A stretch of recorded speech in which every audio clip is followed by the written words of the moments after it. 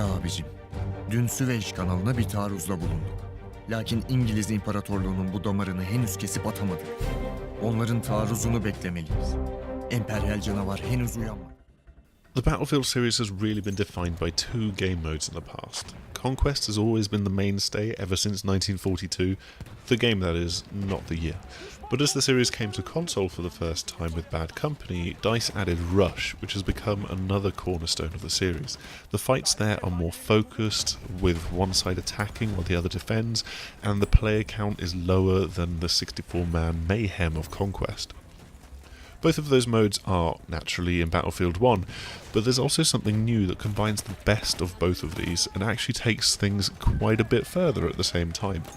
That mode is called Operations, and people are now able to get their hands on it thanks to the Play First trials on EA Access and Origin Access for Xbox One and PC, which is part of a particularly convoluted release schedule for this game. The most important date you need to remember if you're looking for it is the 21st of October, which is the actual final proper release date for the entire thing. Operations is, as DICE describe it, their kind of take on the huge all-out attacks and campaigns that the First World War was known for, with thousands of soldiers involved pushing against set defences, trying desperately to break through, and often not actually managing to do so. In Operations, this is translated to meaning that you play across more than one map, with one side attacking throughout the campaign and the other trying to hold them off. In many ways, it's actually an evolution of Rush, really upping the ante, now with up to 64 players and epic tussles that can last well over an hour before a campaign is decided one way or the other. They also make use of the full scale of each map in the game. But there's a few really important things to know about it.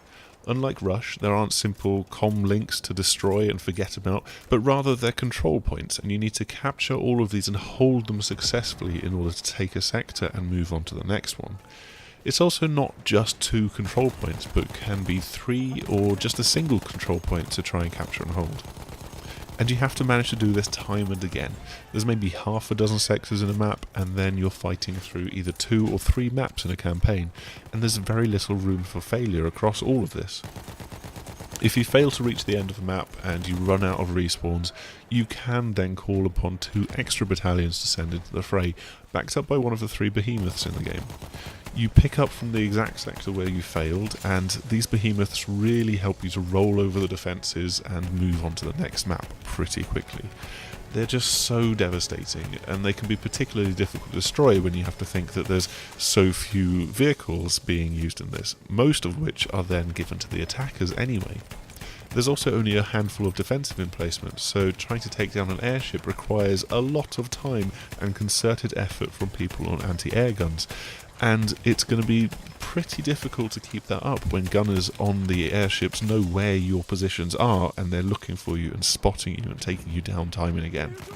There's also the fact that throughout the campaign you are stuck playing as an attacker or a defender for the entire time before you even get a chance to switch sides at the start of a new campaign. And if you want to take a little break and you back out, 50-50 chance you're going to be doing the same role again. When you're consistently being pushed back time and again as a defender, it can actually feel a lot longer than an hour, let me tell you that. But even with that caveat, Operations is a pretty big deal for Battlefield 1. It's bigger, it's bolder, it's more explosive, and you know what? When you've got some friends alongside you going into the fray and you're trying to coordinate what you're doing, it's actually a hell of a lot of fun. Just as the rest of Battlefield is. That's it for this video, but be sure to check out our single player focus video which is coming up in the next couple of days, as well as our written previews and interviews on the 6th Axis. Obviously the game is out at the end of next week, and so we've got our review in the works, so be sure to keep an eye out for that as well. In the meantime, those of you with an Xbox One or a PC who happen to have an Access subscription, I hope you have an absolute blast with your first 10 hours in the game, and I hope that you will join us next time. Goodbye!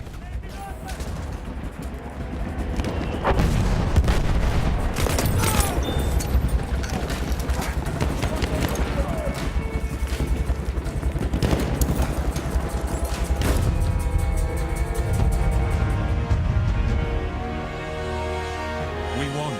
Such brave fighting, my brothers. But though the Imperial Beast has been wounded, it still lives. Prepare to defend again.